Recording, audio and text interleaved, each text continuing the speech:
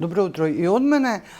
Наша денешна соговорничка е Сибела Мамудовска, која што ја вклучуваме на Zoom врска, која ни се јавува од Прилеп. Добро утро, Сибела. Добро утро и благодарам за укажаната можност на вашата утринска програма да зборувам за вработувањето на жената ромка. Така е. Ја кажавте темата, во петокот на 8 беше Меѓународниот ден на ромите, но тоа не е единствената причина. Причината е всушност е тоа што последните истражувања за 2020 година покажуваат зголемување на невработеноста на жените ромки, нивна двојна дискриминација и од страна на сопствената заедница и од страна на пошироката заедница. Така што на почетокот генерално ќе ве прашам каква е состојбата со вработувањето, бидејќи веќе неколку години трае оваа кампања "Вработена ромка е независна ромка". Така. Хера уште од 2019 година го спроведува проектот "Вработена ромка, независна ромка", кој финансиски е поддржан од шведската фондација Квина тил Квина и работи на економско зајакнување на ромките со цел да го подобри нивниот социоекономски статус. Целта на проектот е да се зголемат политичките и финансиските определби на централната и локалната власт за вработување на ромки во јавната администрација, но и да се подобрат владините можности за вработување ромки. Конкретно, тука главна алатка која што се користи за постигнување на целите на проектот е застапувањето на локално, национално и меѓународно ниво, и тоа преку група за застапување за еднакви можности за вработување на ромки, која е составена од 7 ромки активистки и моментално е единствена ромска иницијатива која активно работи на следење на имплементацијата на стратешките документи и се стреми да ги подобри и промовира родовата еднаквост во областа на вработувањето. Работиме на застапување локално, национално и меѓународно ниво, но конкретно во делот на застапувањето имаме 2 мониторинг извештаи, како што спомнавте. Тоа е за вработеноста на ромките во државните институции и искористеноста на активните мерки. Тука на кратко само ќе ве прекинам и ќе ве овој податок што го видов е навистина поразителен, бидејќи според овие истражувања за кои што говорите, во 2020 наспроти 2019 година 57% од жените ромки повеќе се невработени отколку што биле во 2019, ова е податок од 2020. Нема причина да помислиме дека се подобрила ситуацијата, бидејќи во 21 имавме пандемија, сега се уште некои други работи поактуелни, така што вие друго имате како податоци од ова истражување конкретно? Така, како што кажавте, во делот на нашите мониторинзи, стапката на невработеност е зголемена за 57%, споредбено со 2019 година. Така што невработеноста на ромките не само што не се намалува, туку има тенденција на постојано зголемување. Исто така, за 96% е зголемен бројот на регистрирани невработени ромки со завршено средно образование.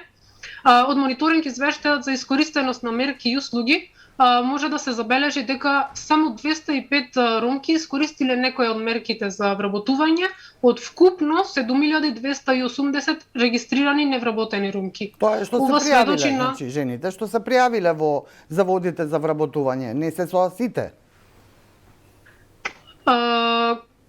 Да, од 7200 регистрирани невработени ромки, само 205 искористиле некоја од мерките за вработување, каде што нормално се спомнува и квота за ромки.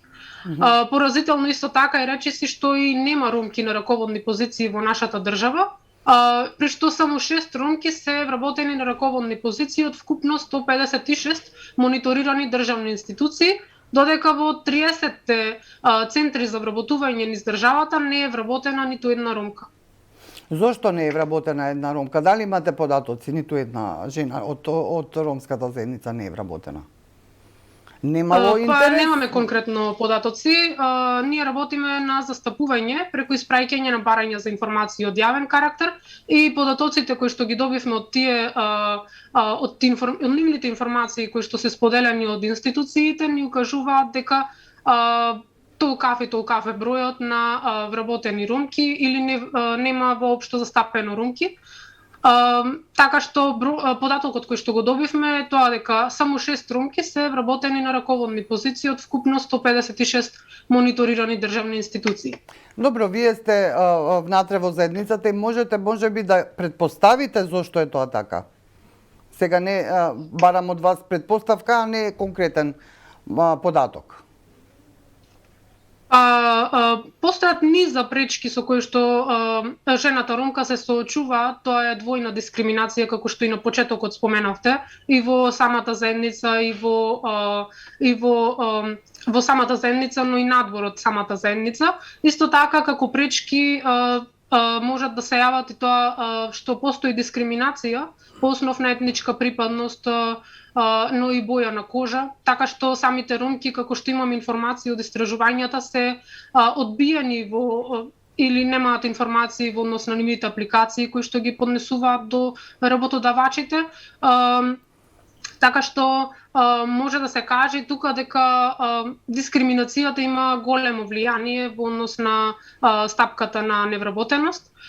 Исто така и како податок може да се каже дека голем број од жените ромки се вработени во неформалната економија, поради тоа што постои рестриктивно трудово законодавство, постојат високи даноци на труд за работници со ниски плати и исто така и немаме активна мерка која ќе поттикне промената на непријавената работа во пријавена.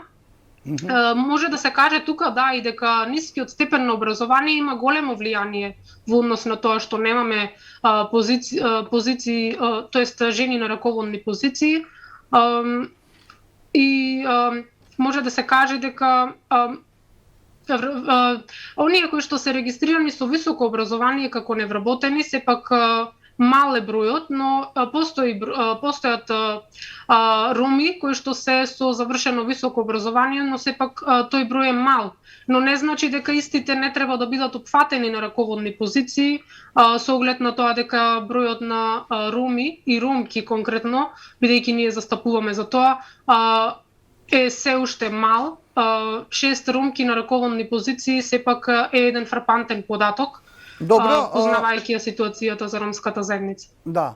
Со оглед на овие, како што самите велите, поразителни бројки и податоци што ги имате од истражувањето, за крај сакам да ве прашам кои би биле вашите препораки како група за застапување, особено на правата на жените ромки? Тука како препораки од нашите мониторинг извештаи се да се зголемат квотите за опфат на ромки во мерките за вработување, во рамки на националниот оперативен план за вработување, да се изготви посебна мерка приспособена на специфичните потреби на ромките, која ќе вклучува преквалификација и доквалификација на занимања што се барани на пазарот на труд, да се изготви програма за позитивна дискриминација за вработување ромки, да се зголемат капацитетите и бројот на детски градинки, бидејќи тоа е причина за невработеноста на жените ромки. Исто така да се намали и оној родов јас кој што постои во делот на вработеноста на жените ромки во државните институции. Потребна е исто така и ажурност на центрите за вработување во делот на вработување, пријавување на лицата како невработени и информирање на истите за активните мерки и услуги кои што постојат во рамки на Агенцијата за вработување, конкретно од Националниот оперативен план, и потребно е локалните заедници, локалните општини да изготват локални акцијски планови за вработување на ромки со цел да се опфатат и жените ромки на национално ниво во самите општини, но и на раководни работни места во општините, или пак да се вработат во некои од институциите кои што се во локалните општини. Така е. Сибела Мамудовска од застапувачката група што работи во интерес на правата на жените ромки при ХЕРА. Ви благодарам многу за овој брифинг за тоа како стојат работите со вработувањето на жените ромки. Може би во проблемите што ги имаме секојдневно го запоставуваме овој податок, а не е за запоставување. Ви благодарам многу за учеството во утрински брифинг и ќе се слушнеме повторно. Благодарам.